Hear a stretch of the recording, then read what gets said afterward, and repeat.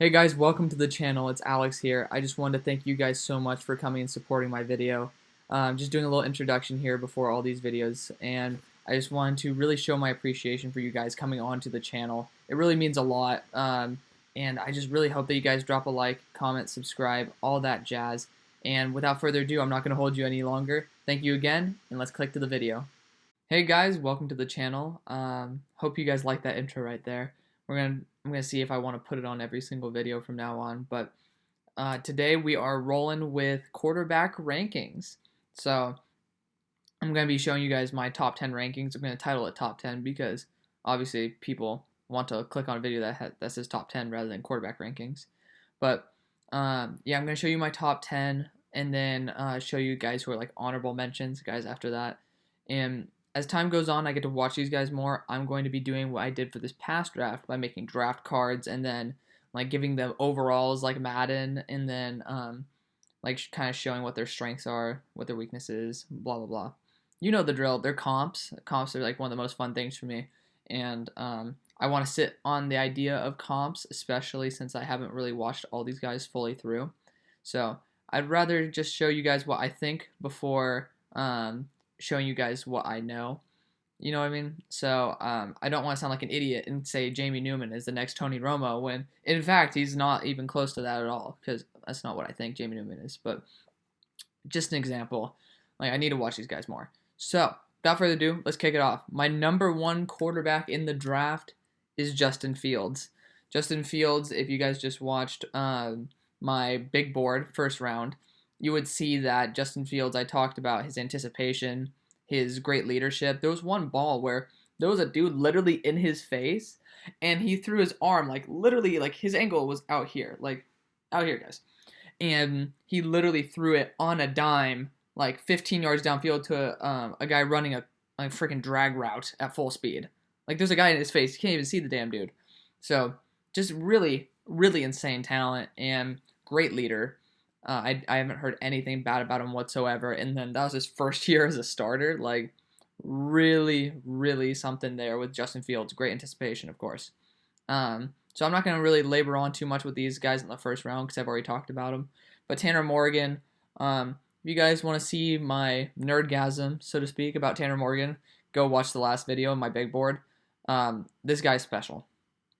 Accuracy, anticipation, leadership, that like winning mentality. He has that it factor where it's like you're just worried. It's kind of like, I'm not gonna say Aaron Rodgers, but kind of, you know how like Aaron Rodgers is like they could still be down by 3 touchdowns in the fourth with like 1 minute to go, and you like somehow feel that Aaron Rodgers somehow could pull it off.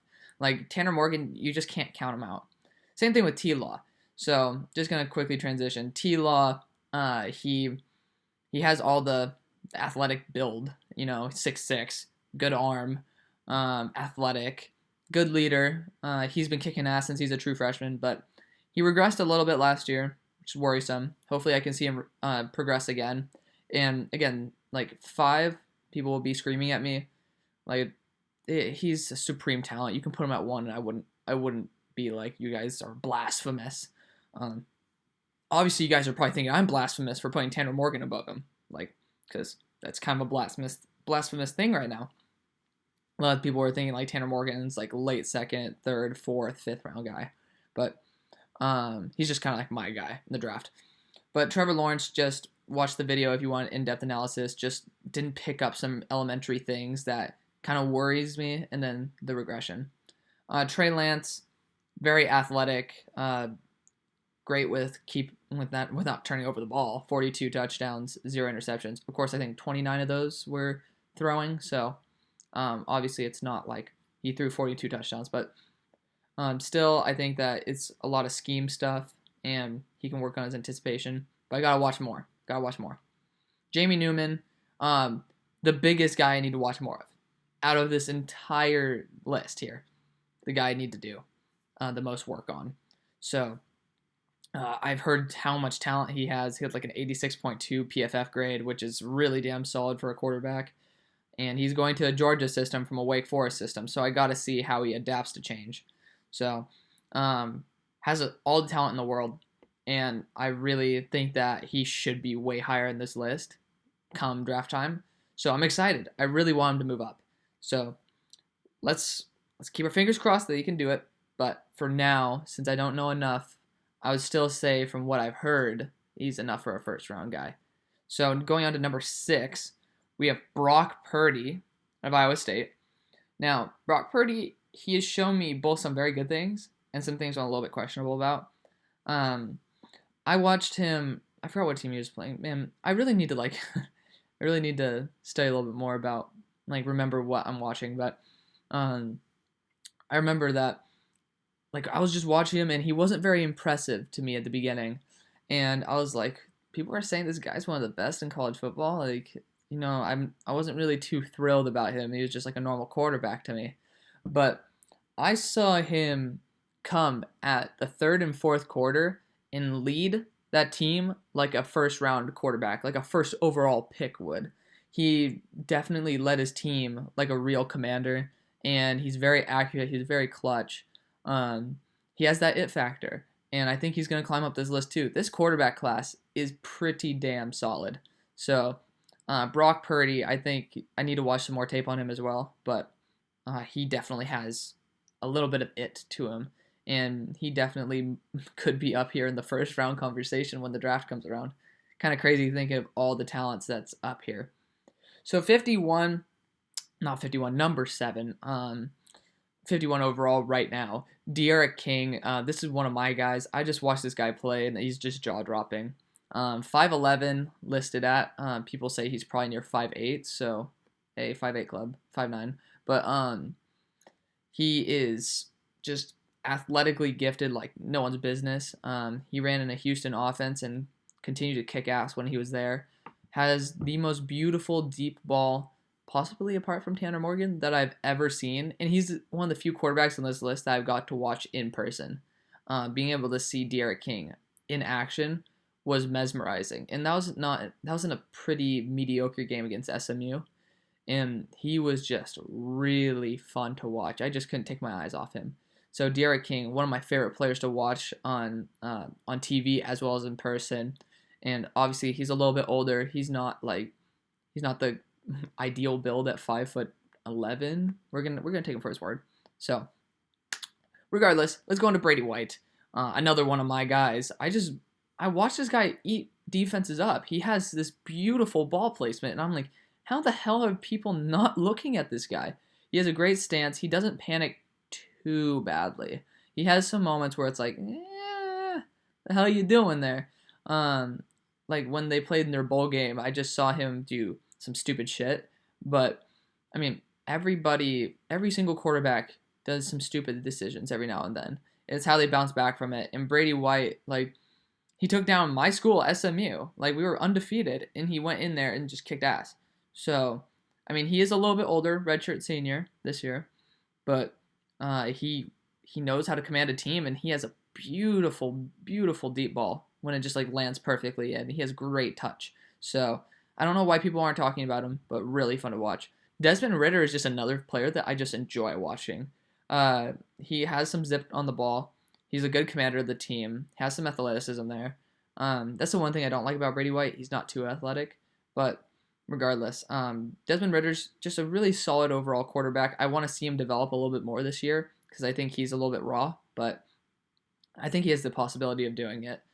This is beginning of third round, mid-third round type of guy. I mean, somebody you can take a shot at. Somebody who has potential there. So I really like him. I think he's a great quarterback, and I think he has potential to be even greater. I don't even know what number this is anymore. He was 7, 8, 9. The number 10 quarterback. Call me biased, but Shane Buechele. I remember hearing back when he was at UT that he was supposed to he was actually better than Shane. I'm not Shane Buechele. Obviously, that's him. I can't even remember the guy's name. Sam Ehlinger. He was better than Sam Ehlinger, but he got injured, and that's why Sam just came in, and then they just didn't want to pull him out. And I was like, Sam's pretty good. But then I watched Shane at SMU just completely dominate the AAC. They look like a whole entire juggernaut. And not to be rude to my school, but our defense was pretty buns. The offense was the only reason we were winning games. Because like if you see the stat lines, like every single game is like 45 to 55 points, and it's like Shane Buechele was a huge part of that. Also, cheers to Rashid Rice, who was on the podcast recently, but like our offense was just the reason why we were a machine. We were up there at number 15 in the nation, and he was the leader, and he's a great guy. Rashid told me all about him. Really, really fun dude to work with. Really good locker presence, and that's kind of a huge deal. You get a dude who people don't like, that's gonna, like, you don't want that to be part of your locker room, or especially not leading your team. So that wraps up the top 10, but some honorable mentions. Kyle Trask, he's had some games where they're really damn good. Redshirt senior though, so it's not like, for me, like everybody's like, why are you saying redshirt senior so much? It shows that they've already had a lot of time to develop and learn. Like somebody like Trevor Lawrence is a lot younger than a guy like Brady White, you know?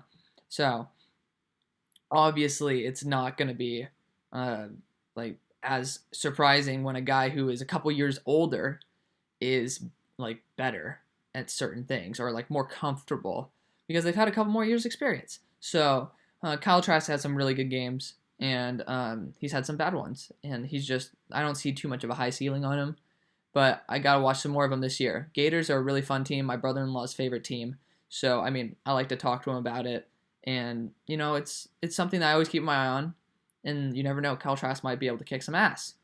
No, that was not supposed to be a pun, but hey, cheers. Another honorable mention, KJ Costello. He is he's like a roller coaster. He has first round, like top 5 potential. And then he drops and does like some stupid shit. And then he was injury prone like all last year. So there's a lot of red flags when it comes to KJ. That's why I don't have him above certain guys. But he's transferring to Mississippi State. We'll see how he does there. You know, definitely an interesting system that usually has running quarterbacks. And I think of KJ as more of like a pocket passer. But I'm excited to see how he fits in a new system, or if the new system comes around him. Only going to give you guys a couple more of these. Sam Ehlinger, really accurate, but he sometimes makes some stupid decisions.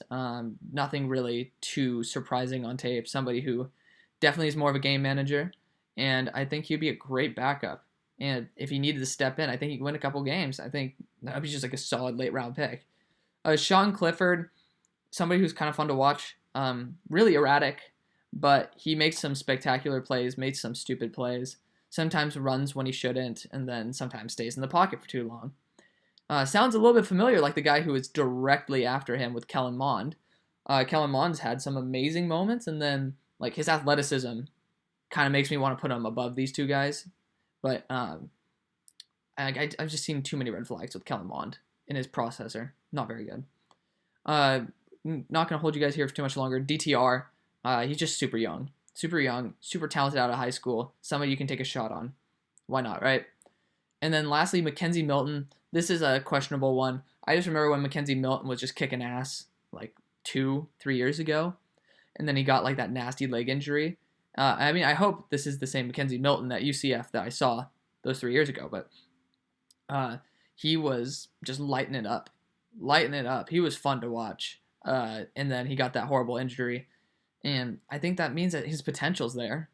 So you never know. Obviously, Mackenzie Milton's probably not going to make the list at the end. It might be Peyton Ramsey. I like him out of Indiana. So yeah, guys, that's the video. I mean, this ranking probably isn't what you guys would do. Definitely not in the top 3. Not the consensus, especially here. But let me know what you guys think.